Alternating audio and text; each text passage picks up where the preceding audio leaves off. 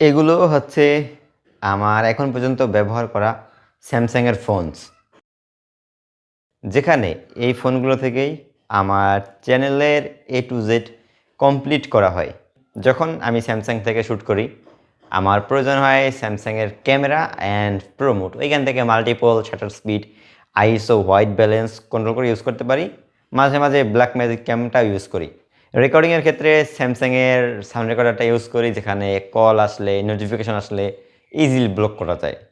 তাছাড়াও স্যামসাংয়ের ফোনে আছে হিউজ পরিমাণে কাস্টমাইজেশন, যেগুলো একজন ক্রিয়েটরের অনেকটা লাইফ সেভিং হিসেবে কাজ করে। তো এইটা হচ্ছে আমার স্যামসাংয়ের নোট 4টা, যেইটা অলদো প্রায় বছর খানেক হয় কিনছিলাম। অ্যান্ড এইটা যেটা আছে এটার পিছনটা নাই, এইটাও স্যামসাং গ্যালাক্সি নোট 4ই। তো নোট 4 আমি একটা কিনেছিলাম সাউন্ড রেকর্ডিংয়ের জন্য। সাউন্ড নিয়ে ভাই আমি জীবনে বহুত প্যারা খাইছি বয়া BY-M1 মাইক্রোফোনের সাথে, যেইটার ভিডিও আমার চ্যানেলে একটা দেওয়া আছে আরও বছরখানে আগে প্রায়। আর তাছাড়াও আমার বর্তমানে এখন শ্যুট হচ্ছে কিন্তু স্যামসাং S23 থেকে। আর এইটার পাশেই আর একটা ফোন আছে, আপনাদের দেখাই। এই যে এটা স্যামসাং গ্যালাক্সি S20 যেটা থেকে আমার এই মেইন ক্যামেরার প্রিভিউটা দেখতেছি। তো আমার চ্যানেলে সর্বপ্রথম স্টার্টিংয়ের সময় আমি কিনেছিলাম Samsung Galaxy S20 FE 5G, যেটা ছিল আমার চ্যানেলের দ্বিতীয় নাম্বার ভিডিও। আর এই ফোনটা আমি কিনেছিলাম বিক্রয়.com থেকে। আর কখনো দেওয়া হয় না ভিডিও কীভাবে কিনছিলাম, কত টাকা দাম, দেখি এক সময় দেওয়ার চেষ্টা করব। ইউটিউবে আসার আগে আমি স্যামসাং গ্যালাক্সি S20 FEটা কিনেছিলাম, আর ওইখান থেকে আর কি ভিডিও শ্যুট, এডিট সব কিছুই শিখছি। শেখার পরে আস্তে আস্তে এই ফোনটা আমার আলহামদুলিল্লাহ সব কিছুই ভালো চলছিল। তবে মাল্টিটাস্কিং, শ্যুটিং করিয়া ওইটার আবার এডিট করা একটা ফোনে, এইখানে অনেক পরিমাণে কষ্ট দিত। তবে স্যামসাংয়ের স্ন্যাপড্রাগন 685 মেড ফর গ্যালাক্সি প্রসেসরটা ভালো, অ্যাপ ক্র্যাশ করতে এরকম হিউজ পরিমাণে সমস্যা। তবে ওই সমস্যা নিয়ে আমি চলতেছিলাম। আমার নেক্সট প্ল্যান ছিল একটা ম্যাকবুক নেওয়া, আর সেটা হতে পারে M1, M2, M3 যেটাই। তবে নিব নিব নিব করতে করতে আর নেওয়া হয় নাই। আর আমি ভাবতেছিলাম এখন কি করা যায়।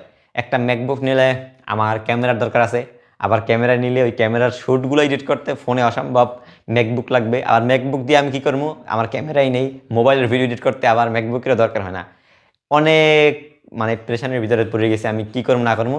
তার চেয়ে ভালো একটা স্যামসাংয়ের আলট্রা সিরিজ কিনি, S23 অথবা S24, ওইটা থেকে ভালো পরিমাণ শ্যুট এডিট করলে আগামী 1 বছর যদি আমি কন্টিনিউ করি 50,000 টাকা ইনভেস্ট করিয়ে, তাহলে কিছুটা বেটার হতে পারে। আর না হয় ম্যাকবুক কিনো তুমি 50-60 হাজারে, আবার ক্যামেরা কিনো 50-60 হাজারে, তোমার এই জায়গাতে আইবি 1 লাখ, নাকি তুমি 50,000 একটা ফোন কিনবা।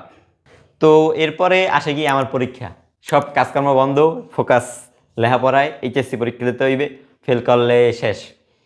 আর চ্যানেল পুরোপুরি বন্ধ ছিল একেবারে শেষের দিকে, তখন পরীক্ষা আমার শেষ হয়ে যেতেছে। ওই তিনটেতে আমার স্যামসাং S20 FEটার সমস্যা হয় কি, টাচ স্ক্রিনে ঠিকঠাকভাবে কাজ করে না, মাঝে মাঝে করলে উল্টোপাল্টা কাজ করে। এখন প্রচুর একটা প্রেশারের ভিতরে পড়ে গেছি। পরীক্ষার ভিতরে একে তো ফোন দিয়েই পুরো পড়াশোনা করছি, বইতে কিছু কিনে নাই, তাও বেশ কয়েকটা পরীক্ষা আছে, শেষ হয় নাই, কেমনি কি পরীক্ষা দিমু, একটা প্রেশারের ভিতরে পড়ে গেছি মোটামুটি। দেন জানতে পারলাম যে টাচ স্ক্রিনের রিবন চেঞ্জ করতে হবে, 2-3 হাজার টাকা খরচ করতে হবে।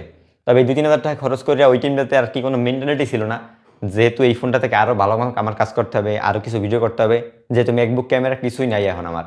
তো বিক্রয়.com-এ আমি পোস্ট দেখি আমার স্যামসাং গ্যালাক্সি S20 FE, যেটা থেকে এখন শ্যুট করতেছি, এইটার গ্রিন লাইন সহ একটা গ্রিন লাইন 256 ভ্যারিয়েন্ট, সব কিছু অলোকে 2 বছর ইউজ করছে।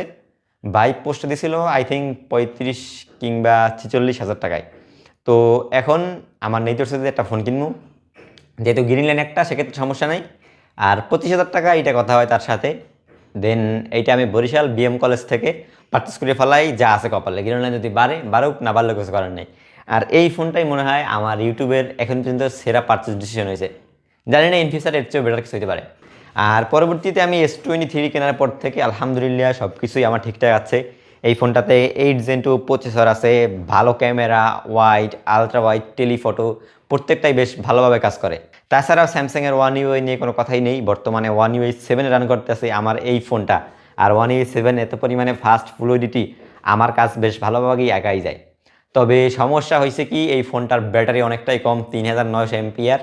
তবে এক্ষেত্রেও আমার সমস্যা হয় না, ব্যাটারি নিয়ে আর কি কুলিং ফ্যান আসতো, চার্জার দিয়ে ইউজ করি। আর আপনি যখন আর কি একটা প্রোডাক্টের কাজের ক্ষেত্রে কোনো কিছু প্রোডাক্ট ইউজ করবেন, সেটা ফোন হোক, ক্যামেরা হোক, আদার কিছু হোক, সম্পূর্ণ পোটেনশিয়ালটাই ও যেন আপনাকে দিতে পারে। আর 100% চার্জে প্রায় 3.5 ঘন্টা 4 ঘন্টা তো যায়, ওই 4-5 ঘন্টায় মোটামুটি ক্লিয়ার হয়ে যায়। আর স্যামসাং আমার চ্যানেলের জন্য কতটা গুরুত্বপূর্ণ ভাই, এইটা আপনাদেরকে বোঝানো এখন আমার পক্ষে সম্ভব না। অ্যান্ড্রয়েড ফোনই আপনার জীবনটা অনেক সহজ করে দিবে, সেখানে স্যামসাং অথবা আদার কিছু। তবে স্যামসাং এটির সাথে আরও বেশ কিছু এক্সট্রা অ্যাড করে তাদের সফটওয়্যারের মাধ্যমে।